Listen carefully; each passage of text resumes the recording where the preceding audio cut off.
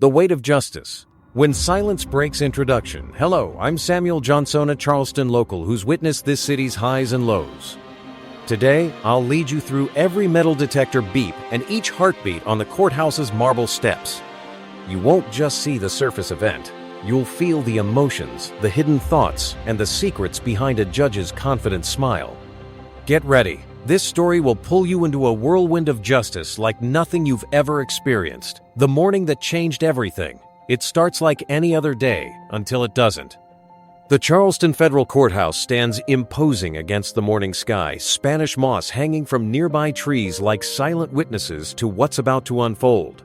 At precisely 8:07 a.m., Judge Celeste Monroe steps from her silver Buick, adjusts her navy blue blazer, and begins her ascent up the stone steps.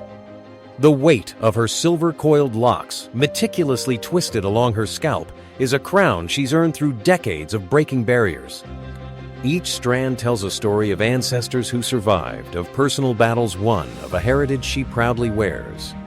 But Celeste doesn't wear her judicial robe outside the courtroom. She never has. She believes in entering spaces as a citizen first, observing the world as it truly is before she sits in judgment of it.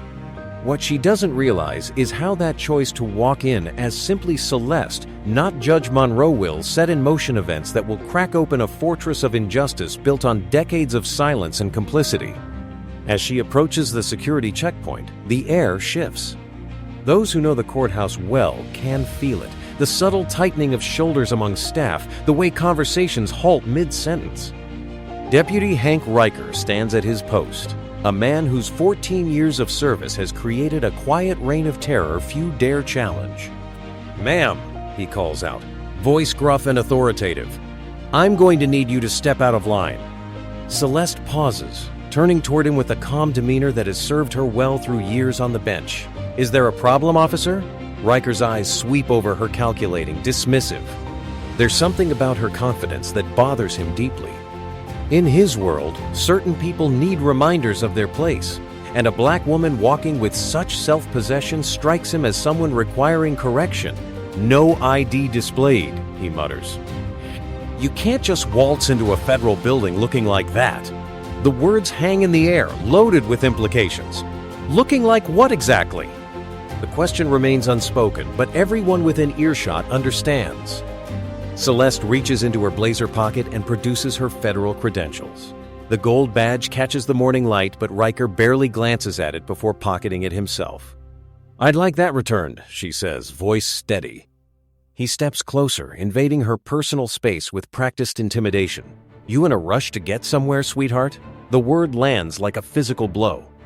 A younger female guard nearby shifts uncomfortably, recognizing the dangerous tension but choosing silence, the kind of silence that has protected men like Riker for generations. "I need to get to a courtroom," Celeste states firmly. "Then you'll follow my procedure," Riker snaps back. "And that includes random checks. Let's go." Before she can respond, his heavy hand clamps around her upper arm, steering her toward a side hallway. The marble corridors that have witnessed centuries of legal proceedings now bear witness to something darker, a weaponized authority guiding her away from public view. The windowless screening room is cool and sterile. A steel chair sits ominously in its center, and on a nearby rolling cart rests a pair of electric clippers. Celeste's heart pounds once, hard against her ribs. "I don't consent to this," she says clearly. "You have no legal cause to detain me." "You're acting suspicious," Riker replies. "That's cause enough." He motions to the chair, "Sit down." When she remains standing, two additional officers enter the room. One grabs her wrist while the other moves toward the chair. The tactical coordination suggests this isn't their first time performing this particular ritual. "This is a violation," Celeste states, voice rising. "I want your names." But no one answers. Instead, Riker grabs the clippers and switches them on. The sudden buzz fills the room like an angry swarm. "What are you doing?" she demands, struggling now against the hands holding her down. "Standard protocol." "You could be hiding something in that mop," Riker says, gesturing to her silver locks, the crown she's nurtured for years, the physical embodiment of her heritage and identity. Before she can react further, the cold vibration of metal touches her scalp. The first coil falls, then another, and another. pieces of herself dropping to the tiled floor like discarded history. Celeste doesn't scream, she doesn't cry, she doesn't even blink. She sits with a stillness born not of surrender but of a rage so profound it transcends physical expression. This isn't just a haircut. It's a ritualistic stripping of dignity, an attempt to publicly mark and humiliate her. Laughter erupts from one of the guards. "She looks better already," he says. "Should have come in here with some respect," Riker adds, casually brushing hair from his sleeve. "Now you look more presentable." Celeste's fists clench in her lap, knuckles white against brown skin. When she finally speaks, her voice carries the weight of certainty. "You'll regret this." Riker leans down, his face inches from hers. "People like you always say that." Then, as abruptly as it began, it's over.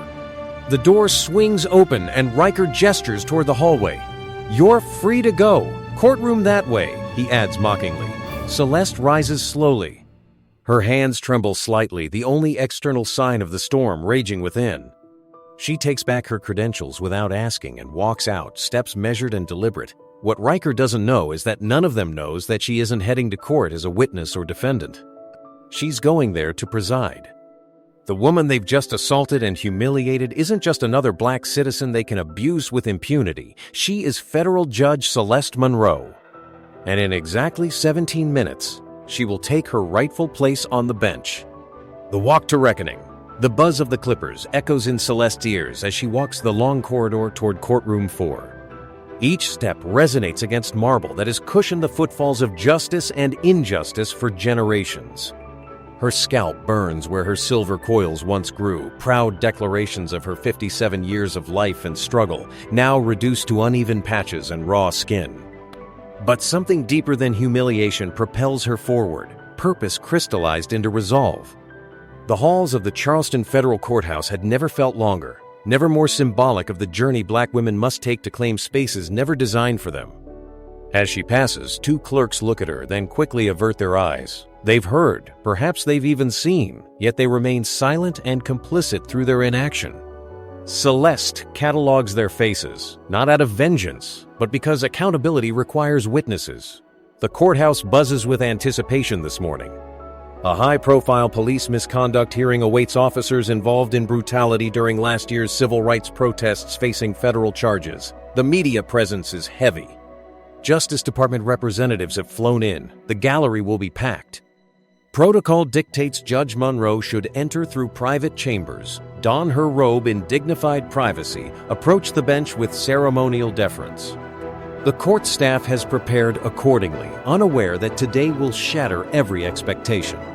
Celeste pauses outside the double doors. She can hear the low murmur of voices inside attorneys, conferring, journalists speculating, defendants whispering strategies to their counsel. She takes one deep breath, centering herself in the truth of what must happen next. Then she pushes both doors open wide. The effect is immediate. Conversations halt mid-sentence. Heads turn in unison. The collective inhale of shock is almost audible as recognition dawns across the room in successive waves. First confusion, then disbelief, followed by the terrible understanding of what they're witnessing. Her heels strike the floor with military precision as she walks down the center aisle. Eyes follow her progress, some widening in horror, others narrowing in calculation. The damage to her scalp is visible to everyone, a physical manifestation of the violence she's just endured. At the front of the courtroom, her chair waits behind the bench, empty and expectant. As she approaches, the revelation sinks in. The woman they watched being escorted through security like a criminal, the woman whose dignity was stripped strand by strand, is not a victim of circumstance. She is the judge. Celeste steps behind the bench with the gravity of someone carrying not just her own pain, but the collective weight of generations who suffered similar indignities without recourse. Her face reveals nothing, not anger, not hurt, just the calm precision of someone who knows exactly what justice requires. The bailiff, the very same who held the clippers moments ago, stands frozen by the side door. The blood drains from his face as their eyes meet. His lips part, but no sound emerges. He has just realized the catastrophic error of his actions, but it's far too late. Celeste reaches for her robe, folded neatly over the arm of her chair. She doesn't request assistance. She doesn't wait for ceremonial presentation. She simply unfolds it and slips it on herself, one deliberate movement at a time, the black fabric settling on her shoulders like armor. She turns to the court clerk, whose shock is barely contained. "Is the docket ready?" she asks, her voice perfectly modulated. The clerk's voice cracks as she responds, "Yes, Your Honor." Celeste nods once, then lowers herself into her chair. The leather groans softly beneath her weight. She looks straight ahead, deliberately avoiding eye contact with Riker. Not yet. There's a proper time and sequence for everything in law, and Celeste intends to follow procedure meticulously. The irony isn't lost on her following the rules that others so flagrantly violated. We will begin today with preliminary testimony on Case 2371F, United States versus Charleston Police Department, she announces, as if nothing unusual has transpired. Charges of abuse of power, excessive force, and civil rights violations. Are all parties present? A murmur of "Yes, Your Honor" echoes through the stunned room. The attorneys shift uncomfortably in their seats. Some appear wide-eyed with shock, others guilty by association, and a few, particularly at the defense table, look openly angry. They're angry that a black woman has dared to maintain her dignity and position after what they assumed would destroy her. She ignores their reactions entirely and proceeds with the case. The first witness is called an officer who had pushed an elderly Vietnam veteran to the ground during what had been a peaceful demonstration, breaking two of his ribs. Celeste listens attentively, takes meticulous notes, and asks no questions. Not yet. From her peripheral vision, she notices Riker slowly backing toward the courtroom exit. His hands twitch nervously at his belt. His feet shift with increasing urgency. He resembles prey sensing a predator's presence, desperate for escape. He knows, with instinctual certainty, that his moment of reckoning approaches. After the second witness concludes testimony, Judge Monroe calls for a brief recess. The courtroom empties gradually, whispers following people out like shadows. Even the attorneys speak in hushed tones, as if normal volume might shatter the fragile tension of the room. Celeste remains seated perfectly still as the gallery clears. After several minutes, only her clerk, two court officers, and Deputy Riker remain. No and only now does she finally look directly at him.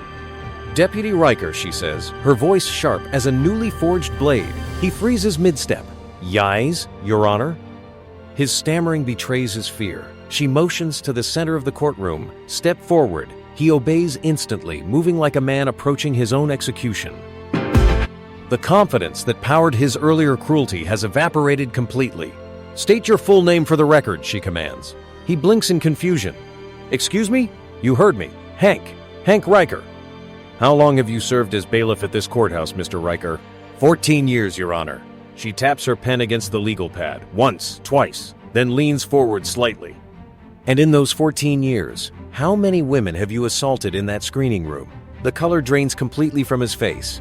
"Aye, Your Honor. I didn't know who you were. That is not what I asked you."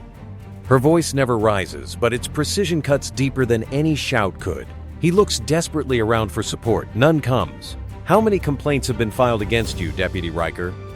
I'm not sure." Celeste's voice rises not in volume, but in clarity. 12 formal complaints, all buried, all dismissed. "Because you hid behind procedure and protocol." His mouth trembles visibly now. "I didn't know who you were, I thought. And that's the problem, isn't it?" She interrupts, her voice cracking the stillness like lightning. "You thought I was no one. Just another black woman you could bully, shave, humiliate for sport. You didn't even bother to ask for my name." Riker tries to respond, but produces no sound. His confidence, his power, his entire identity as the untouchable enforcer has crumbled before the bench. Celeste rises slowly to her full height. "Because of you, this courthouse, this supposed temple of justice, has been stained. Because of your actions, the sanctity of this court is now under question. And because you assaulted a federal judge in her own courthouse, you are now the subject of a criminal investigation." She turns to the officers standing by the exit. "Effective immediately, escort Deputy Riker into custody. Separate from general population. Formal charges to follow." The officers move with swift efficiency, handcuffs already drawn. "No, wait!" Riker shouts, panic overtaking him. "You can't do this!" But he's wrong. She already has. The witnesses come forward with Riker gone, his badge surrendered, his authority stripped. The courtroom atmosphere shifts palpably. It's in the altered rhythm of whispered conversations, in the way staff avoid eye contact with each other, in the heavy silence broken only by the soft hum of ceiling fans. Years of complicity hang in the air like dust motes caught in afternoon light, visible now only because something has disturbed their settled patterns. Celeste Monroe sits back in her chair, fingers laced atop the bench, her judicial robe now draped around her like armor. There's no going back to the courthouse as it was before. And truthfully, she has no desire to return to a status quo built on willful blindness. Her clerk approaches cautiously, clutching a fresh stack of notes. "Your Honor," she says, voice still unsteady. The next set of witnesses are being prepped. Celeste nods. "How long do we have?" "About 8 minutes." She gazes out at the empty gallery rows of wooden benches where jurors, journalists, and the public will soon return. Despite Riker's physical absence, she can still sense his presence, like an oil stain on polished marble. Some marks resist easy cleaning. The door behind her chambers creaks on its hinges. A young woman hesitantly enters, early 20s, glasses slightly fogged from rushing. Megan Reynolds, one of the newer interns, bright, dedicated, usually quiet. Her face is pale, hands trembling slightly. "Everything okay?" Celeste asks. Megan closes the door and steps forward, shoulders hunched as if carrying an invisible weight. I wanted to say I saw it," she whispers. "What happened with Deputy Riker this morning?" Outside the screening room, she swallows hard. "I didn't know what to do. I should have said something. I was scared." Celeste studies the young woman's trembling hands before responding. "Thank you for telling me. That matters." "I didn't stop it," Megan says, voice breaking. "No," Celeste acknowledges. "But you're speaking now. That's more than most." Tears well in Megan's eyes, but she straightens her shoulders with newfound resolve. "If you need me to testify, I will." Celeste reaches across the desk and places her hand over the young woman's just for a moment. No words, only the human connection too often sacrificed in these marble halls. It's a small gesture that bridges the chasm between power and vulnerability. As the courtroom doors open again and the public begins filing back in, Celeste feels something stirring in the room that wasn't there before. Possibility. The possibility that systems can change when enough people refuse to look away. The next witness called to testify is Howard Briggs, a warehouse foreman in his mid-40s. Salt and pepper beard, hands roughened by decades of labor, eyes that have seen too much and expected too little in return. He takes the stand with the weary dignity of someone who has learned to navigate hostile spaces without surrendering his humanity. Howard is there to testify about how his 17-year-old son was tackled and pinned during a peaceful protest by officers now seated at the defense table. One officer had crushed the boy's windpipe with his knee. The teenager survives barely, but still cannot speak above a hoarse whisper. The incident occurred 9 months ago, but the wounds remain unhealed, physically and otherwise. As Howard recounts what happened, his composed exterior occasionally cracks, revealing the raw pain beneath. He describes begging officers to call paramedics. How they responded with casual dismissal. "He's fine, he's faking." How, when cell phone footage of the incident went viral, not one officer faced disciplinary action. Celeste doesn't interrupt his testimony. She doesn't need to, because every word he speaks is a blade slicing through the courtroom's practiced neutrality, leaving no one untouched by the truth. When he finishes, Celeste leans forward. "Mr. Briggs, thank you for your courage." "I know this isn't easy." He nods, voice cracking slightly. "I just want to know that it meant something, that someone is finally listening." Celeste looks at him not from the elevated position of judge, but as someone who recognizes the particular pain of being silenced. "You've been heard," she says simply. Later, as Howard steps down and walks past the officers who nearly took his son's life, Celeste catches a fleeting interaction where one officer refuses to meet his eyes, while another's jaw tightens defensively. These small tells speak volumes about guilt that police reports never captured. During the next recess, Celeste retreats to her chambers. She stands before the mirror above her wash basin, confronting her reflection, the uneven patches where her hair once grew, the raw areas still tender to the touch. The woman staring back doesn't look like a judge in the conventional sense. She looks like someone who has been through battle. And perhaps that's what justice really is, not a performance of detached poise, but a fight for truth, waged by those willing to bear its costs. A knock interrupts her thoughts. Her clerk enters, expression tense. Your Honor, the U.S. Attorney's office just submitted a sealed motion. They want to escalate charges against Riker immediately to civil rights violations under federal law. Celeste nods, unsurprised. Good, accepted. As the door closes, she allows herself one deep breath, not from relief, but from a renewed sense of purpose. What started this morning as a personal assault has catalyzed something larger, revealing fault lines in the courthouse that have existed for decades. Today's proceedings have only begun to scratch the surface, because while the courtroom has witnessed Riker's fall, they haven't yet seen what lies beneath the intricate network of complicity that enabled him. And the real reckoning, Celeste knows, is still to come. The system exposed. When court resumes, the air feels charged like the electric tension before a thunderstorm breaks. People sit straighter, speak more quietly, and reconsider assumptions about who truly holds power in this space. Judge Celeste Monroe returns to the bench without ceremonial announcement. Just the soft sound of her shoes against hardwood and the quiet rustle of her robe as she takes her seat. Everyone rises instinctively as she enters. She doesn't speak immediately, instead surveying the room, defendants, press, attorneys, spectators, many still visibly processing what they witnessed earlier. They're waiting to see what comes next, wondering whether this is merely a moment or the beginning of a movement. She taps her gavel once. Court is now in session. The next witness intrigues her.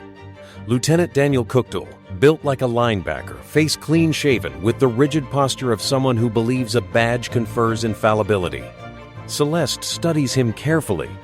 She recognizes the type, trained to present polished testimony, to conceal truth behind procedural jargon, to never break a sweat under questioning. The prosecutor begins methodically. Lieutenant Cook, you were present at the demonstration on May 14th of last year, correct? Yes, ma'am. And during that time, you oversaw a team of 7 officers? That's correct.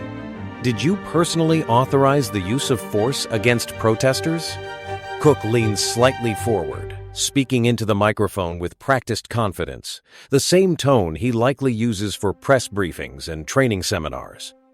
I authorized non-lethal crowd control measures after protesters became aggressive. There was yelling, pushing, some were armed with bottles and rocks. Any injuries reported from your team? No, ma'am. And the injuries sustained by protesters? Minor, mostly bruises. Before the prosecutor can continue, Celeste interjects, Lieutenant Cook. He turns toward her, momentarily startled by the interruption. Yes, Your Honor? Do you consider a crushed trachea to be a minor injury? The question hangs in the air, unanswerable in any way that preserves his narrative. Ewell, no, ma'am. Of course not. Celeste leans forward slightly. Then why did your official incident report describe it as soft tissue trauma consistent with resistance? Cook shifts uncomfortably. That's standard language. It was based on initial impressions. Initial impressions from whom? I believe it was Officer Valdez who filled out that section. And did you review and approve that language knowing the victim was 17 years old and unarmed? Cook opens his mouth, closes it, then finally answers, yes. Her tone never wavers. Do you believe justice was served that day? His discomfort is palpable now. To believe we followed protocol. That wasn't my question. Cook clears his throat nervously. With respect, Your Honor, I can't answer that. That's not my role. Celeste nods slowly. No, Lieutenant. It's mine. The remaining testimony proceeds with clinical detachment, but every word lands differently now. It's not just the facts being questioned, but the framework that normalizes violence when committed by those in uniform. During the next recess, Celeste returns to her chambers and removes her robe, hanging it with unusual care.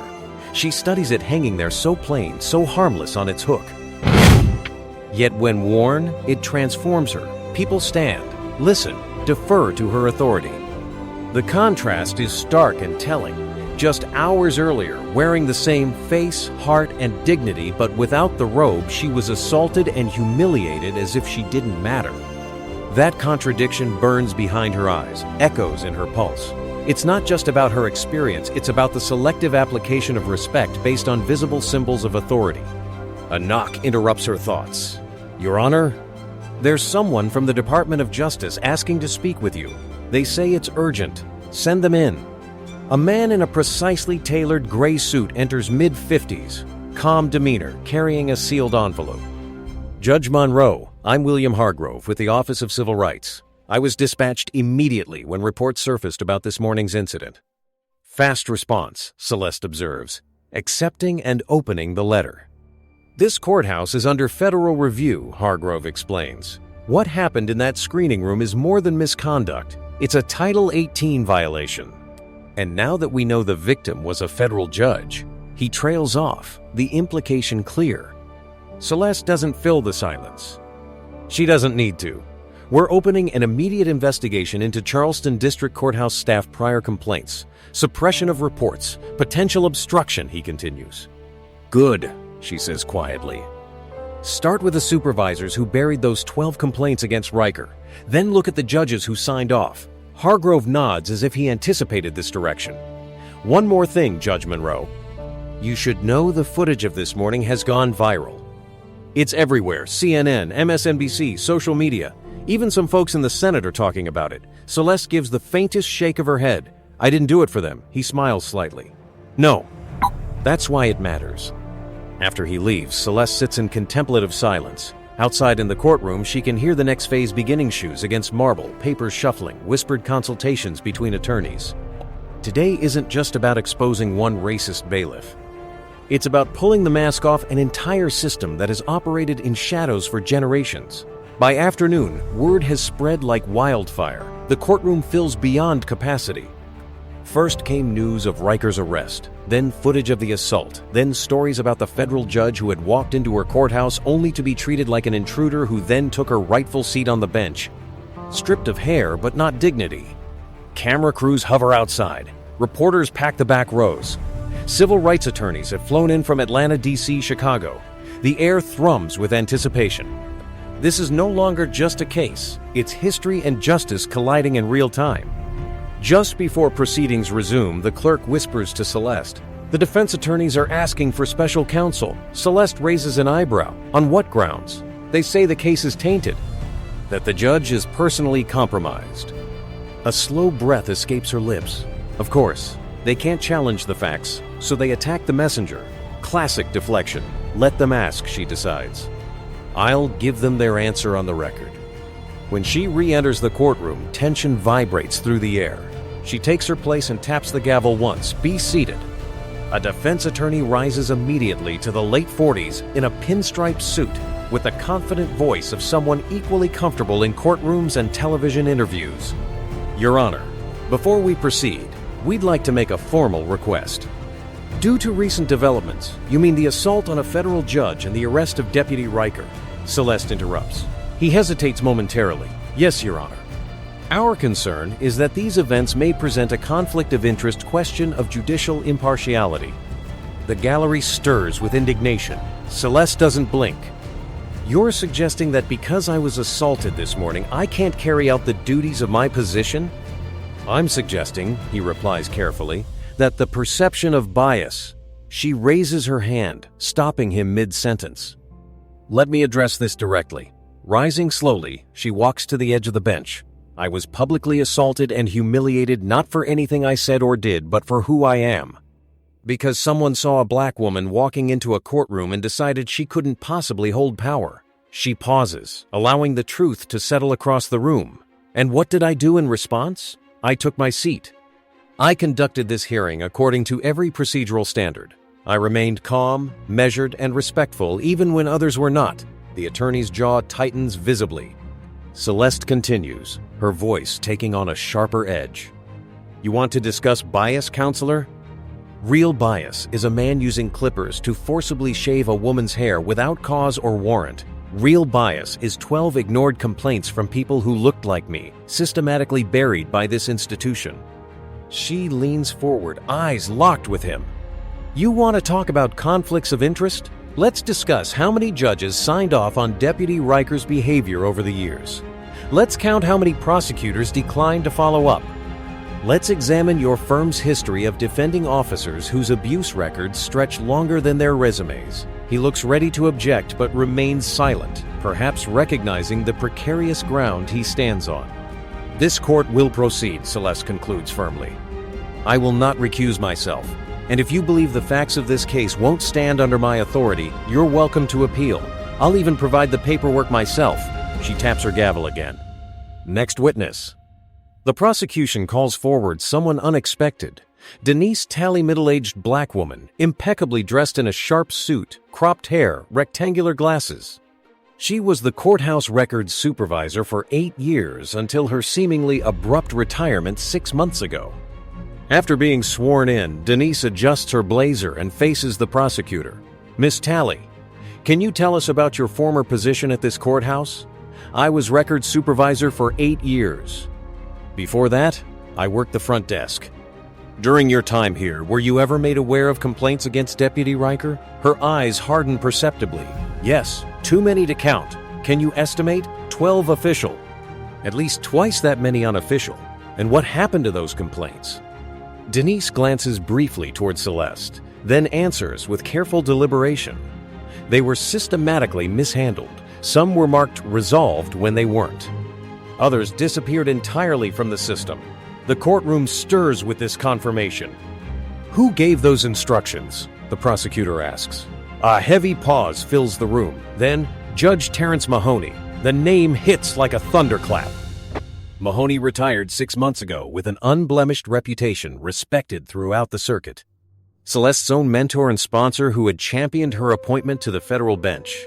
The revelation lands like a physical blow. Why would he suppress these reports? The prosecutor continues. Denise's voice wavers slightly, but her resolve strengthens as she speaks. He said bringing them forward would undermine public trust, that it would make the courthouse look weak. Celeste sits perfectly still. That specific justification of justice delayed to preserve appearances, abuse tolerated in the name of institutional reputation, is one she has heard before in private chambers, always presented as pragmatic wisdom from experienced jurists. Denise continues with growing confidence. I watched men like Riker walk these halls with impunity. I witnessed young black interns get searched and questioned without cause. I saw witnesses intimidated and brushed aside. And every time I raised concerns, I was told, that's just how it is. Her voice cracks slightly. Well, not anymore. The testimony lands with seismic impact. Celeste calls another recess, and as she steps away from the bench, she overhears a young reporter whisper to his colleague, she's not just running this courtroom, she's rewriting it. By early afternoon, the courthouse steps have transformed from their usual quiet dignity to a gathering place for justice. What began as a few reporters with cameras has evolved into a crowd of community members diverse in age, race, and background. Some hold handmade signs. Justice starts now. Protect black women. 12 complaints. 0 accountability. Inside her chambers, Celeste gazes through the window at the growing assembly. She closes her eyes briefly, not to escape the moment, but to fully absorb the pressure, the possibility, the truth finally rising after years buried beneath procedure and silence. A knock interrupts her meditation. Her clerk enters, followed by Reverend Marcus Hill, a community leader Celeste hasn't seen in nearly a decade. His gray beard has filled in since she last saw him. His eyes carry the tired kindness of someone who has witnessed too much injustice and still chooses hope. Judge Monroe, he says respectfully. Reverend, she responds, rising to greet him. I won't take much of your time. I just wanted you to know we're out there. We see what you're doing, and we're with you. She nods, swallowing against a sudden tightness in her throat. He extends a folded paper toward her. Some of these people outside were victims too, Riker, of others like him. They were never called to court, never heard. But they're ready now. If you want their stories, they're ready to speak. She unfolds the list to find names, phone numbers, handwritten notes documenting incidents dating back years. How many of these are new complaints? She asks. Most. Some go back years. Some were afraid. Some were told it wasn't worth pursuing. Celeste looks up from the paper. They were wrong. It is worth it now. Marcus smiles faintly. It is because of you. She doesn't reply aloud, but her silence carries acknowledgement. This moment wasn't created by her alone. It was built by every person who documented wrongs when it seemed hopeless, who remembered details when the system wanted forgetfulness, who waited years for a day when their truth might matter. When court reconvenes, the gallery has doubled in size. Word of Denise Talley's testimony has spread throughout the legal community. Reporters live stream proceedings to the crowd outside who watch on phones huddled together in the October sun. The next witness arrives unexpectedly from the U.S. Marshal Servaceno to investigate but to testify. Andrew Taylor, black man in his late 50s with over 20 years of service, walks with a slight limp from an injury sustained during an arrest in 2001. He takes the oath, adjusts the microphone, and speaks with the measured cadence of someone who has carried a burden too long. I worked here from 2004 to 2012, he begins. I saw a lot. Most of it I let slide. I didn't want trouble and didn't want to be labeled the angry black officer. He looks directly at Celeste. But what I saw from Riker, I should have reported. I didn't, and I regret it. Celeste nods, allowing him space to continue without interruption. He started small, disrespectful comments, excessive screening of young men of color, inappropriate jokes, but it escalated. By 2010, he wasn't just aggressive, he was dangerous. Did you report him? The prosecutor asks. I filed one memo to Internal Affairs. It disappeared. When I asked what happened, I was told, and I quote, "He's the kind of man we need to handle difficult people." Disgusted murmurs ripple through the gallery. Celeste's gavel restores order.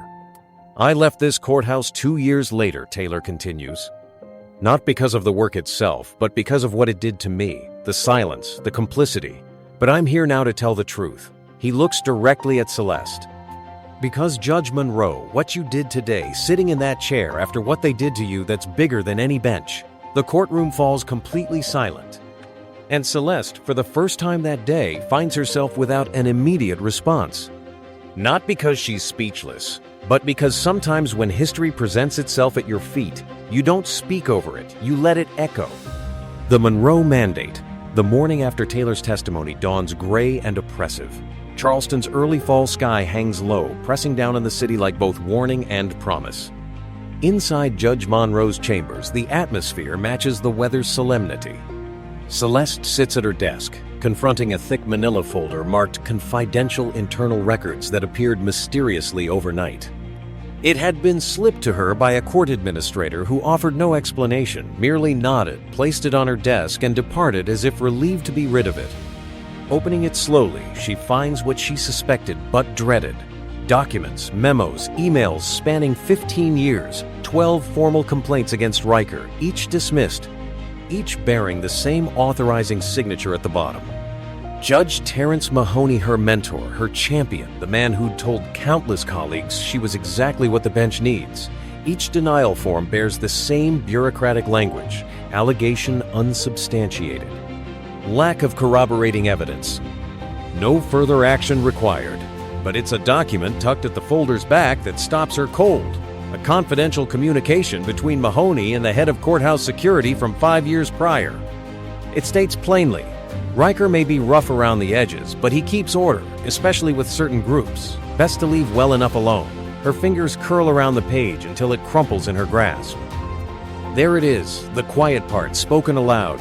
The unwritten policy finally documented. The machine that protected Riker wasn't just about one man, but an entire philosophy that valued order over justice, institutional reputation over human dignity. A knock interrupts her thoughts. Her clerk enters hesitantly. Your Honor, we've received a formal inquiry from the Senate Judiciary Committee. They're asking for your statement regarding judicial oversight failures connected to the Riker incident. Celeste gives a humorless smile. Of course they are. Now that cameras are rolling, the clerk shifts uncomfortably. There's more. 2 retired judges and 1 former DA resigned this morning, citing health reasons. Celeste doesn't react visibly. She simply stands. Decision made. Bring in the attorneys. All of them. We're finishing this today. An hour later, the courtroom is beyond capacity. National media now occupies the back rows. New York Times, Washington Post, even BBC correspondents squeeze into the gallery. A row of young black law students sits shoulder to shoulder in the front, notebooks ready, eyes wide with witness. This is no longer Charleston's story alone the nation is watching. Celeste takes her seat and taps the gavel. This court is in session. She turns her attention to the packed room. Before we proceed with closing arguments, I'd like to enter new material into the record. She nods to her clerk, who distributes copies to both tables. This includes all complaints previously filed against Deputy Riker, all correspondence related to their suppression, and the names of every individual who signed off on dismissing them. The defense attorney begins to object, but Celeste raises her hand, stopping him. "Sit down," she says, the words quiet but final. She addresses the gallery directly. "Let the record show that this court is no longer interested in protecting institutions at the expense of individuals. We are no longer pretending that silence equals neutrality." Her gaze sweeps the room methodically. "Every signature in this folder represents a choice, not a mistaken choice to ignore victims, protect predators, and maintain an illusion of order built on fear." She looks directly at the defense attorney. "And it ends today." The silence that follows is so profound that when a voice suddenly calls from the back, it startles everyone. "Your Honor, may I speak?" A man in his 60s stands hesitantly by the doorway, hat clutched in weathered hands. After a considered pause, Celeste nods her permission. He steps forward nervously. "My name is Louis Bryant. I was arrested in this building in 2011 by Riker for raising my voice when my daughter's case was dismissed. He slammed me into a wall, broke 2 of my ribs. Was a complaint filed?" Celeste asks. "I filed it myself right at that front desk," he points. "They told me I tripped and fell. That's what the report said." "I never came back to this courthouse." He looks around the room. "Until now." Celeste stands. "Anyone else?" After a moment's hesitation, hands begin to rise throughout the gallery. 5, 10, 15 people, each with a story. Each with a silence that has lasted too long. And now, finally, a voice. Celeste doesn't cry, she doesn't smile, she doesn't speak. She simply bears witness as truth rises around her, not whispered or hidden behind badges and robes, but spoken aloud at last. The final hearing day arrives with biblical weather. Not gentle rain, but a deluge of the kind that floods Charleston streets and bends palm trees horizontally. Yet people still come, arriving with umbrellas, ponchos, determination etched on their faces. By now, everyone understands what's happening inside this courtroom isn't just justice, it's transformation. The atmosphere feels electric, charged with the anticipation that precedes irrevocable change. When Judge Monroe enters, she does something unexpected, approaches the bench without her robe, then removes it from its hook, folds it deliberately, and places it across her chair. She stands before the court unshielded by symbolic authority, a woman bearing both physical and institutional scars, yet radiating undiminished purpose. "I've sat behind this bench for years," she begins quietly.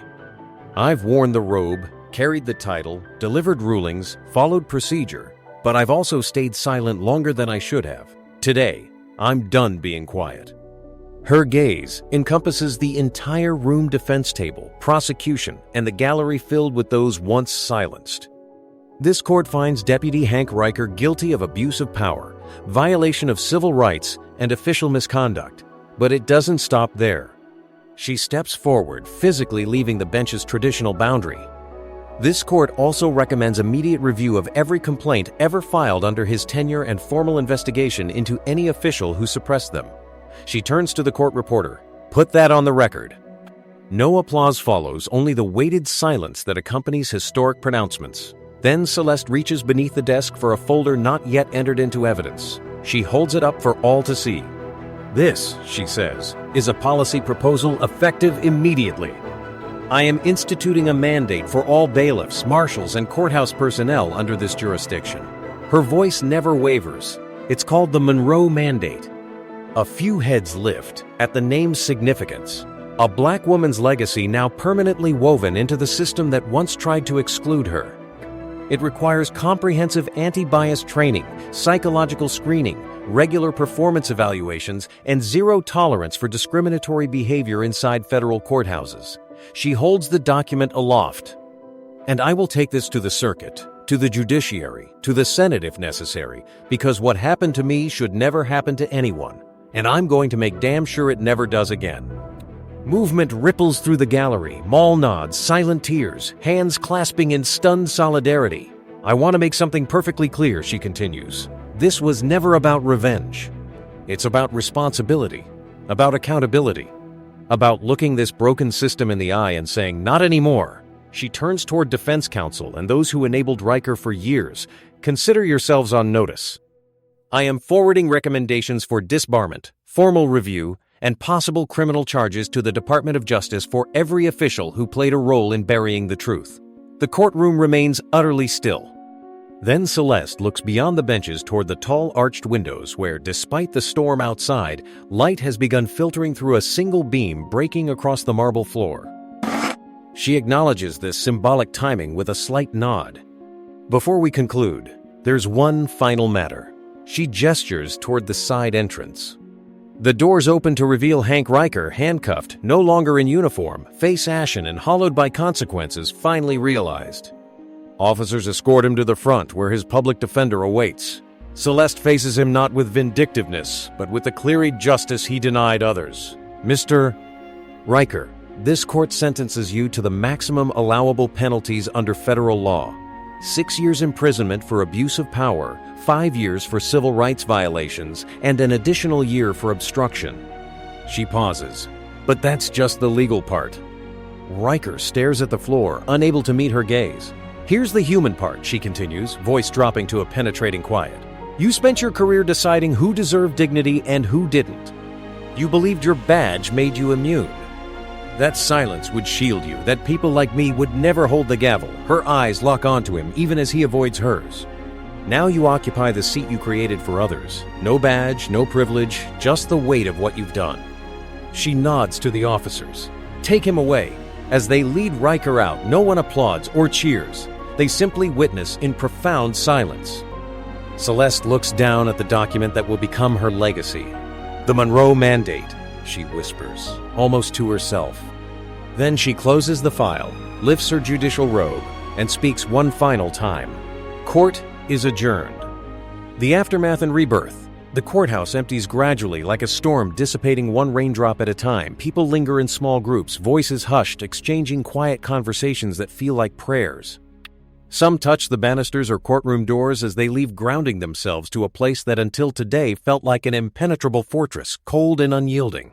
Celeste sits alone in her chambers. The case files are gone. The courtroom beyond her door stands empty. Her robe hangs on its accustomed hook, but something about it seems different now, lighter somehow. Not because its burden has disappeared, but because it's been spoken aloud, acknowledged, and faced squarely. She turns in her chair to confront the mirror behind her desk. Her reflection stares back unflinchingly. The trauma of yesterday is etched on her scalp, where uneven patches show where her silver coils once grew. They're beginning to return, slowly, unevenly. Part of her wants to cover them to hide the scars, to smooth over the places still raw and exposed. A knock interrupts her thoughts. The door opens to reveal her sister, Nan. 5 years younger, but a lifetime wiser in ways that matter. She doesn't speak as she enters, simply walks to the corner of the office and pulls out a folding stool hidden behind a filing cabinet. She places it behind Celeste, then produces a small pair of clippers from her purse and plugs them in. Are you ready? She asks quietly. Celeste meets her eyes in the mirror's reflection. Where yesterday there was shock and pain, today there's only clear-eyed resolve. Yeah, she whispers, let's finish it. Nain works with gentle precision, each pass of the clippers deliberate and careful. The remaining uneven strands fall away, not in violence this time, not as humiliation, but as choices, clean slate, a reclamation. When she finishes, she hands Celeste a small mirror. Celeste turns it over in her hands before finally looking. The reflection that greets her is bold, bare, powerful in its unadorned truth. You could rock that every damn day and still own every room you walk into, Nain says with a soft grin. Celeste doesn't answer immediately, still studying her transformed image. This is who I am now, she says finally. Nain shakes her head. No, this is who you've always been. The rest of the world just caught up. That night, Celeste leaves the courthouse without a wig, no scarf or hat. Just her head held high under the clearing night sky. On the sidewalk, a small group of people wait. Not media this time, just community members. An older woman approaches, perhaps in her 70s. Brown skin lined with decades of witnessed injustice, thick glasses, magnifying eyes that have seen too much. She places a weathered hand gently on Celeste's arm. "I never thought I'd live to see someone like you do what you just did," she says, voice quivering with emotion. Celeste covers the woman's hand with her own. "You did more than survive. You paved the road." Behind her, a teenage girl approaches hesitantly. She says nothing, just looks at Celeste with an intensity that communicates across generations. Then slowly, she pulls back her hoodie to reveal her own closely cropped hair. She nods once, a gesture of recognition and solidarity. Celeste returns the nod. Something passed between them, not just acknowledgement, but inheritance. The silent transfer of strength between those who understand without explanation. Later that night, Celeste stands on her front porch, gazing across her quiet neighborhood. Porch lights glow softly in windows. A gentle breeze stirs the oak trees that have witnessed generations of Charleston's complicated history. Her phone buzzes inside with texts, emails, news alerts, and the outside world clamoring for her attention. But tonight isn't about the noise. It's about finally hearing herself breathe. The next morning, she returns to the courthouse. Business continues on paper, at least, but subtle changes permeate the atmosphere. Her robes stay off longer before hearings. The states continue, but transformed, not confusion or dismissal now, but recognition of something authentic. When she enters the judge's elevator, the janitor who has worked there 30 years acknowledges her with a small fist pressed to his chest, a gesture of respect she's never received before. A young security officer gives her a subtle thumbs up, then blushes and looks away when she notices. In her courtroom, handling a routine civil dispute, the entire gallery rises before the clerk even announces her. That has never happened before. She simply nods once and takes her seat. The law doesn't pause for personal transformation. Cases continue, motions are filed, arguments heard, but something fundamental has shifted within these walls. It's not just in the procedures or protocols. It's in the very air of the room. Justice has a new face now, and it no longer apologizes for the space it occupies. Celeste moves through the hallways differently, not louder or more forcefully, but fully present in a way that wasn't possible before. She walks like someone who had been conditioned to shrink herself for years, who suddenly remembers what it feels like to stand at her full height. Media interest persists. Interview requests pile up, most of which she declines. Headlines continue, many of which she never reads. But one catches her eye days later, taped to the break room refrigerator. Federal judge refuses to back down after public assault launches historic reform from the bench. Someone has scrawled in Sharpie underneath it, "She's our judge." The simple statement makes her smile. She never set out to become a symbol or catalyst. She simply came to work, faced injustice, and refused to pretend it was acceptable. But somewhere in that straightforward insistence on dignity, she created something larger for others to stand their ground too. Months pass. The Monroe mandate spreads beyond Charleston first throughout the district, then to neighboring circuits. Other judges adopt similar measures. Other courthouses call asking for implementation guidance. A bill incorporating its key provisions is introduced in Congress with bipartisan support. Celeste hadn't planned any of this. But then again, most revolutions began not with grand designs, but with simple refusals, someone saying enough and meaning it. One afternoon, she visits a middle school classroom where the teacher has invited her to speak about justice. She expects perhaps 10 children and awkward silence. Instead, she finds the room packed. They've followed her story, read articles, written essays. One has made a sign that reads simply, "Be like Judge Monroe." The children ask questions adults never would. How do you stay calm when people hate you? What did it feel like when they cut your hair? Did you ever want to give up? She answers them all honestly. But it's the final question from a quiet girl in the corner that resonates most deeply. Do you still believe in the system? Celeste pauses thoughtfully before answering. "I don't believe in what the system was," she says carefully. "But I believe in what it can become. And I believe in people like you asking questions like that. That's how change happens." When she leaves the school, she cries in her car for the first time in months, not from sadness, but from the pure, clarifying hope that only children's honesty can inspire. 6 months after the incident, the White House calls not for a quote or photo opportunity, but to inform her she's been selected to receive the Presidential Medal of Justice. The ceremony will be carried on national television. Distinguished guests will attend. But none of that matters to Celeste as much as who will sit in the front row, nay, and her loyal clerk Megan. Now, in her first year of law school, Reverend Hill, and that quiet schoolgirl who asked the question about believing in systems. When Celeste steps to the podium to accept the medal, applause rises around her like a tide. She doesn't wave or acknowledge it. She simply approaches the microphone and speaks directly from her truth.